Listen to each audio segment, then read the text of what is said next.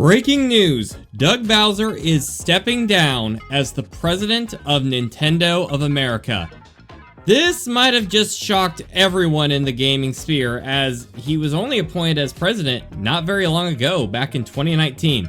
This is a huge news story, and we got extra details on it here on That Game Place. Alright, we have breaking news about Doug Bowser, everybody, and joining me today is none other than Vash from That Park Place. Vash, how are you doing today, good sir? I'm doing very well. Thank you so much for having me, Nolan. This is an interesting story because, well, it kind of, hits a little bit on my side of the ledger, that being theme parks. But I will go ahead and try to keep up with the gamers out there for this one. This is very, very interesting. I think Vash, you are a pro gamer. Trust me, you are a pro gamer. And hey, maybe you have an opportunity to be the new president of Nintendo of America, because this guy, he is done. Okay, so I am a huge Nintendo guy here, and I remember when this originally happened. Let's get into the story here. Stop wasting time. Okay, coming at you from the good folks over at Video Games Chronicle, Nintendo of America has announced that Doug Bowser will be stepping down as president and COO. Bowser will retire from his roles on December 31st, 2025, at which point he will be replaced by Devon Pritchard. Pritchard, who is currently Nintendo of America's Executive Vice President of Revenue, Marketing, and Consumer Experience, joined Nintendo 19 years ago and is described by the company as a long-standing member of the NOA leadership team. She will also join the NOA Board of Directors and become an NCL Executive Officer. Along with Pritchard's promotion, Satoru Shibata, the former Nintendo of Europe president and current magazine executive officer, corporate director, and member of the board at NCL, Nintendo Japanese Arm, will join Nintendo of America as its CEO while still continuing his roles at NCL. Bowser, on the other hand, became Nintendo of America president in April 2019 after Reggie Fils-Aimé stepped down from the role, and the company has joked numerous times about him having the same name as Mario's arch nemesis. Now, Vash, do you remember at all when this news broke a few years ago? I know you're more of a theme park guy, but I remember for me, the former president, Reggie Fils-Aimé, had been with the company for a very long time, since about, I believe, 2003. He had a long tenure there. He was always at the forefront of any big announcement on, a stage show, Nintendo Direct. So when he stepped away as one of the main images of the company, it was huge when Doug Bowser stepped in. Do you have anything to weigh on with Doug? Yeah, apparently Reggie, he was responsible for adapting Nintendo's most successful products of all time to the West, at least. That being one person's account online when I was doing research in the story. And it seemed to be very noteworthy. And from what I can recall, I believe he kind of oversaw, I believe, a kind of lull when it came to Nintendo in the West, if I recall correctly. And really kind of accelerated their growth, at least here in the United States, and, well, getting us to the kind of Switch era. And I think that's kind of when Doug took over, if I recall correctly. I don't know if I have my dates right. Yeah, no, Reggie basically took over when Nintendo's sales were slipping with the GameCube, and eventually, the Wii happened, and he went to bat, basically, to make sure that Wii Sports was a pack-in title for the Wii, and, that became a phenomenon. Oh, look at your local retirement home. There's a chance they might still have a Wii there for the old people to get active and play around a bit. So, Doug Bowser stepped in after even the success of the Switch, and since he stepped into the limelight with Doug, he has just been kind of a radio silent type guy. He shows up at some events and stuff, but he was never a big face of Nintendo. He was this kind of there. He was overseeing, a lot of we had the Nintendo Switch come around, which was spearheaded by the late Satoru Iwata, making sure that system came around and got this company a lot of big success after the Wii U. And then Reggie, had still been cruising, and it just kind of proceeded to shock the world. And he stepped down at a pretty decently young age still, too. Reggie kind of stepped into GameStop a little bit and kind of departed that. I read his book about the whole ordeal, and it seemed like GameStop was going at a bit different direction. But going to Bowser, the dude saw a bit of controversy here recently. But before we get into that, let's talk a bit about his statement, and then we'll get a little bit into the analytics of Bowser and why on earth he's deciding to step down all of a sudden after the aforementioned Reggie had a very long tenure since 2003. So his tweet goes on to say, one of my earliest game experiences was playing the arcade version of Donkey Kong. Bowser said in a statement, since that time, all things Nintendo had continued to be a passion for both me and my family. Leading Nintendo of America has been an honor of a lifetime, and I am proud of what our team has accomplished in both business results and the experience we've created for our consumers. Now it's time for the next generation of leadership, and Devon's track record speaks for itself. She is an exceptional leader, and her promotion is a testament to her strong performance and strategic contribution to the company's growth. I have full confidence that she will guide the company to even greater heights, and that is his quote. Pritchard added, I am humbled and excited to take on this new role. Doug has been a fantastic mentor, and I look forward to building on the incredible foundation he has helped establish. With characters and worlds that offer something for everyone, my focus will be continuing to build on Nintendo's legacy of surprising and delighting our longtime fans, while at the same time welcoming new players into the Nintendo family. Well, dang. Okay, that's a good tagline right there. But Vash, enough about her, what she's saying. I want to hear what you're saying about all this. What do you make of this chaos? Like, what's your personal take and reaction to how this might affect the gaming sphere as a whole? Because this is like a hammer going into the very glass foundation that Nintendo, Xbox, and PlayStation give us. Yeah, I mean, this is a really, really big deal right here, because I think when Doug stepped into the role, I think a lot of people were expecting him to be a very hands-on type of executive leader in this specific position, mirroring Reggie, right? Because Reggie, I suppose, I guess he's given a lot of talks and speeches about how he, was very hands-on and had to make last-minute decisions and was very influential when it came to Nintendo's presence within North America. Versus Doug, he kind of seemed to me like a more laissez-faire type of executive, at least from the initial research that I can perform on the specific executive. I want to go ahead and include these comments right here because I think they're very interesting. This was from somebody online actually talking about this. Doug is leaving the position with a pretty unnotable track record in either direction. I feel like the marketing for their products has become very similar and safe the last decade, especially when communicating to Western audiences. He also took a lot of cues from Disney and leaned into IP preservation and merchandising above all else, and had to have played a role in significantly expanding Nintendo store locations across the US, not to mention the theme parks. And the theme parks, I think, is where it gets really, really interesting, because if we go to NintendoEverything.com, they actually say this. Also, during his time with Nintendo, this being Doug here, the company saw significant expansions into entertainment ventures such as theme parks and films, all with the goal of giving more people more opportunities to engage with Nintendo's characters and worlds. And you can see right here the fruits of that labor, right? What we gained from Nintendo while Doug was actually... It's so beautiful! Right. And we saw not just the opening of Super Nintendo World in Epic Universe, which I believe is where this footage is sourced from, but we also saw the Universal Studios Hollywood's own version of this open 2 years prior in February of 2023 officially. So I look at that and I go, pretty good track record. Definitely strikes me as more of a Bob Iger kind of guy, a little laissez-faire, a person who steps back, only getting involved when absolutely crucial right there, versus Reggie. I kind of think of him as like the Michael Eisner, very hands-on, doing a lot of day-to-day, really getting involved in those decisions. So I do kind of wonder what Pritchard will bring to this role right here when she takes over this position. Well, I'm so glad you brought up Bob Iger, because being the CEO of the Walt Disney Company, a company that's found itself in a lot of controversy as well for some recent decisions. Because you go back to look at Nintendo right now, under Reggie's regime, Nintendo was always Nintendo.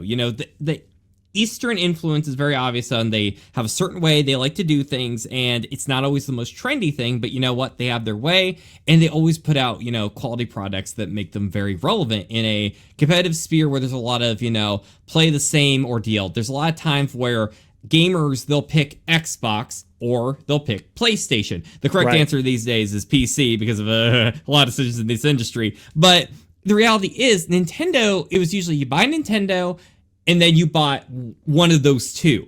Nintendo was always kind of doing their own thing.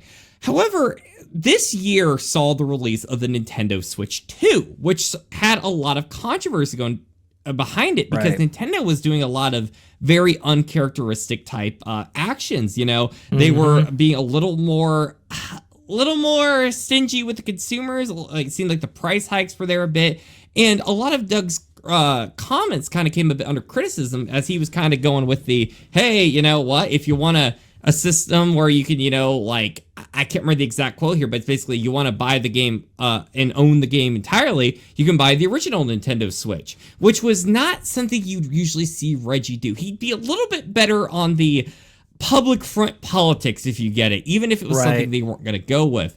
And for Doug to kind of just bail at this time, when he probably had the most under fire compared to early on the Switch lifespan, where he was just kind of riding the wave of success, I don't want to, you know, be slamming Mr. Doug Bowser. I kind of wish I got more of a chance to meet him, because this just seemed like such an odd timing for him to just be like, well, see you suckers, I'm out. Like, a little weird, isn't it? I think a lot of people likened him to Bowser, especially with some of those announcements coming out on the US side when they came to the debut of the Switch 2. I mean, all I've ever heard about it is controversy surrounding it. So you can look at this two ways, Nolan. You can look at it as, okay, this is somebody who could have avoided some mistakes with the launch of the Switch 2, but didn't.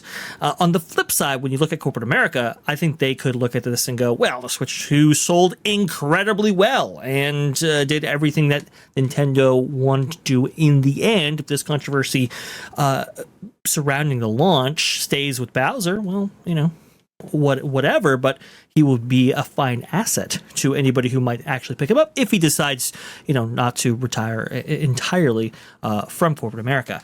You can look at it two ways, you know, going out on top with one group, maybe going out during a little bit of a lull with another.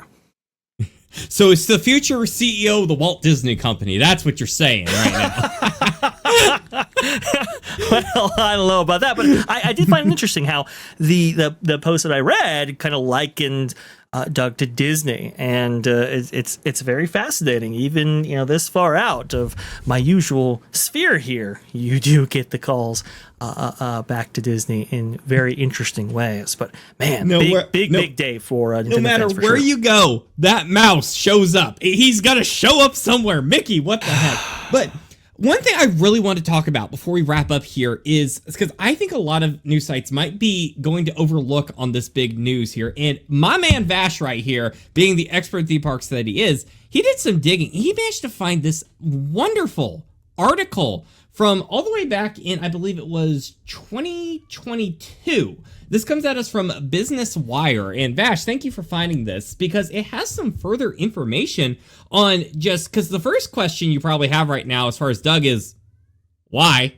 The second question you have is, who this girl? And I'm going to tell you who this girl is. So this is Devin Pritchard, named Executive Vice President of Sales, Marketing, and Communications at Nintendo of America. Now, as you know, she's now taken on a bigger role, but this was an article about her taking on the role back in the article of 2022.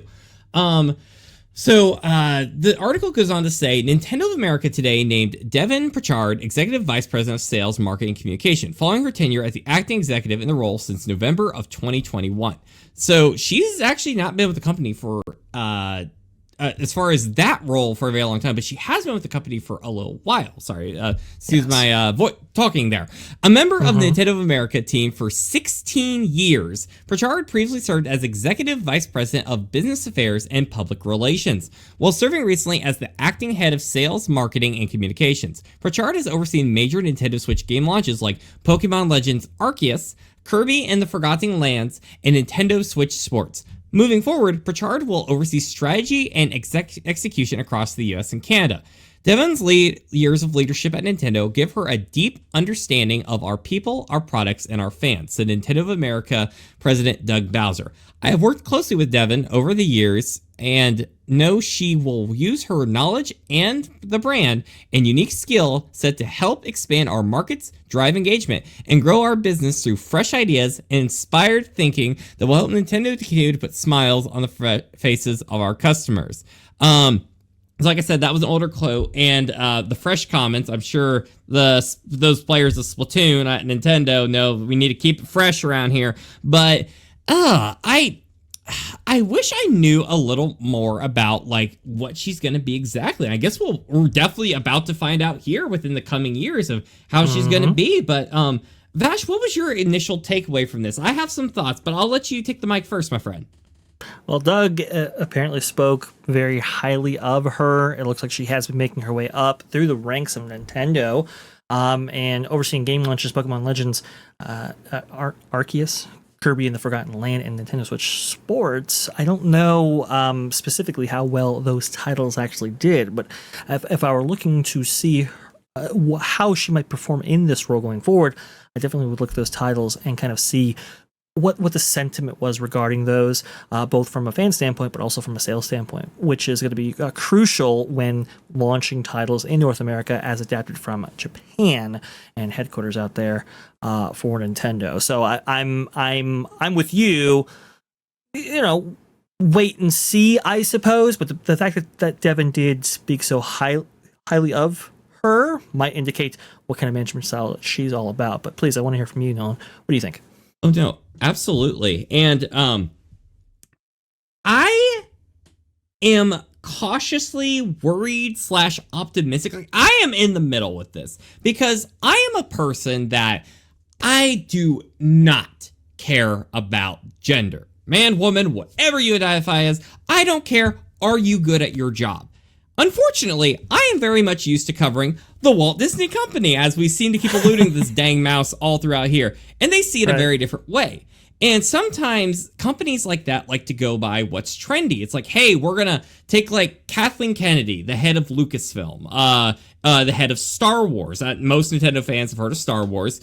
She's very big on the Force is female. It's all about girl power, all this stuff.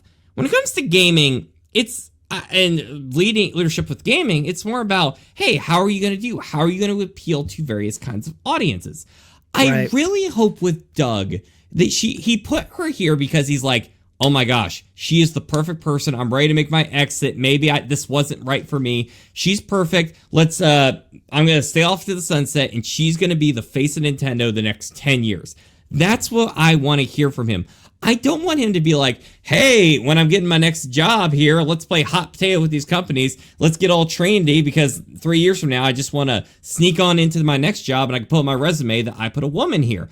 I don't think that's the kind of talk or narrative we need to have. I think we need to have, hey, I put this person here and they were amazing at their job. So the optimist in me wants to say, hey, we're going to see another person who's going to be great, hopefully, at running this company. The other side of me is I hope he's taking more influence from, say, Eastern cultures where, you know, it's like maybe it's a little more about like how well they did for the company or seniority. I tend to prefer some more Western philosophies to Eastern philosophy in the workplace culture. But at the same time, I'm hoping that he's not just like, hey, I'm just going to go after something because it might look good at HR as opposed to what's going to be there when someone's putting down the game at Target, if you get my meaning. Vash, any thoughts before we wrap up this stuff? Yeah, I mean, we're all hoping for the best for Devin, and some people, you know, might listen or interpret Nolan's comments incorrectly. Look, we don't really care what your gender is. Look, one of my favorite executives from Disney of all time happened to be a woman, happened to be Mary Niven, vice president of Disney California Adventure, during their big relaunch and so forth that happened in kind of 2012 would be the culmination of that. But remember, it was 2007, 2008, a lot of construction, a lot of stuff that was going on, and Mary Niven was able to navigate those waters actually quite well and lead that theme park to eventual success. So I have, I try not to look at gender. I just try to look at what's the work output.